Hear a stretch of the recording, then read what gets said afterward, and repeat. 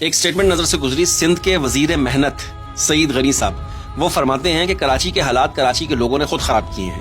یہ بات سن کے مجھے سعید غنی صاحب پہ بہت حیرانگی ہوئی، لیکن میں حسن ظن کا مظاہرہ کرتے ہوئے یہ سوچ سکتا ہوں کہ ہو سکتا ہے کہ جس پوائنٹ آف ویو سے انہوں نے کہا ہو وہ شاید ہمیں سمجھ میں نہ آ رہا ہو۔ کراچی تقریباً 4 کروڑ کی آبادی والا دنیا کا 12واں سب سے بڑا شہر، اس میں ایک وزیر کی سٹیٹمنٹ کہ کراچی کو کراچی کے لوگوں نے خراب کیا ہے، یہ کوئی خاص زیب نہیں دیتی ہے۔ خیر، ہم اس بحث میں نہیں پڑتے کہ انہوں نے صحیح کہا یا غلط۔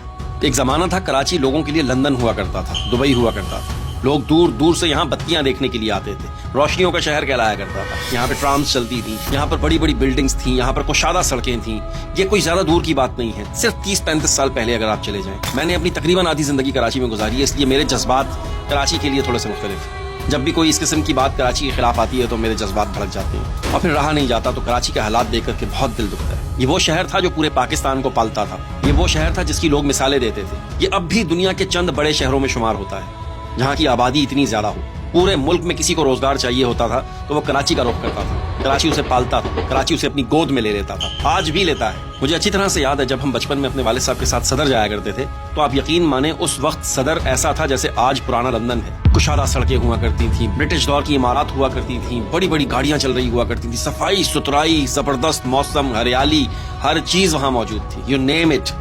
وہاں پر فارنرز واک کیا کرتے تھے، باہر سے گورے آ کر وہاں پر خریداری کیا کرتے تھے۔ پچھلے دنوں میں کراچی گیا ہوا تھا تو میرے بڑے اچھے دوست، بڑے اچھے بھائی سرفراز بھائی مجھے کہنے لگے، عاطف بھائی یہ زینب مارکیٹ میں گورے شاپنگ کرنے آیا کرتے تھے، یہاں پر کھیپی آتے تھے اور لاکھوں ڈالر کی شاپنگ کیا کرتے تھے۔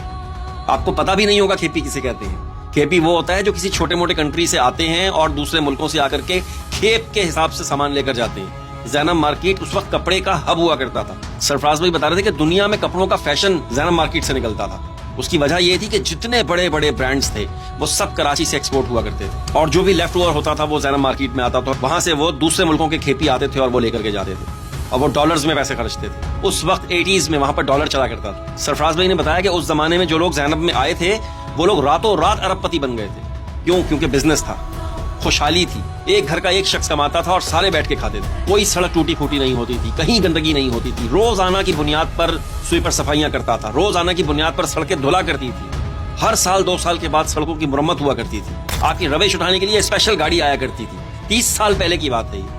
لوگ چاند کی طرف جا رہے ہیں، لوگ اوپر کی طرف جاتے ہیں اور ہم پستی کی طرف جا رہے ہیں۔ پوری دنیا سے لوگ گرمیوں کی چھٹیاں گزارنے کے لیے ہمارے بیچز پہ آیا کرتے تھے، خوبصورت ترین صاف ستھرے بیچز ہوتے تھے۔ مجھے ابھی بھی یاد ہے کہ بچپن میں ماڑی پور سے ہاکس بے کے درمیان میں ایک بیچ ہوا کرتا تھا جسے فرینچ بیچ کہتے تھے، وہاں پر صرف فارنرز جاتے تھے، گوریاں وہاں پر بکنی پہن کے نہایا کرتی تھیں۔ اتنا سیف ہوا کرتا تھا کراچی، کسی قسم کا کوئی خطرہ نہیں ہوتا تھا، لوگ اپنے گھروں کے دروازے بند نہیں کیا کرتے تھے، 24 گھنٹے دن رات دروازے کھلے ہوتے تھے، آس پڑوس والے جس کا دل کرتا تھا جس کے گھر چلے جاتے تھے، کوئی خطرہ نہیں ہوا کرتا تھا۔ سب سے زیادہ ایکسپورٹ کراچی سے ہوا کرتی تھی، نہ بجلی جاتی تھی، نہ گیس جاتی تھی، پانی جانے کا تو تصور ہی نہیں تھا، کرائم ریشو 0 کے برابر تھا۔ اور پھر اچانک پتہ نہیں کیا ہوا، جو لوگ بتیاں دیکھنے کے لیے کراچی آیا کرتے تھے وہ آہستہ آہستہ وہاں پر رکنا اور مقیم ہونا شروع ہو گئے، اور اس کے بعد آہستہ آہستہ کراچی کو ملٹی کلچر کہا گیا۔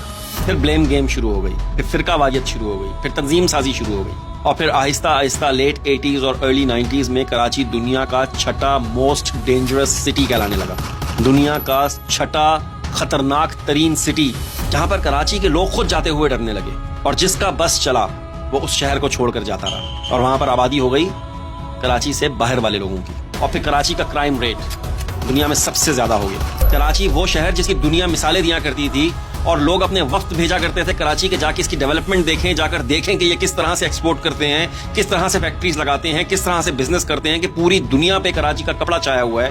وہ آہستہ آہستہ ڈاؤن فال کی طرف گیا، اور آج ہماری ایکسپورٹ کی یہ حالت ہے کہ لوگ رل گئے، برباد ہو گئے، اور آپ کہتے ہیں کہ کراچی کو کراچی والوں نے خراب کیا ہے؟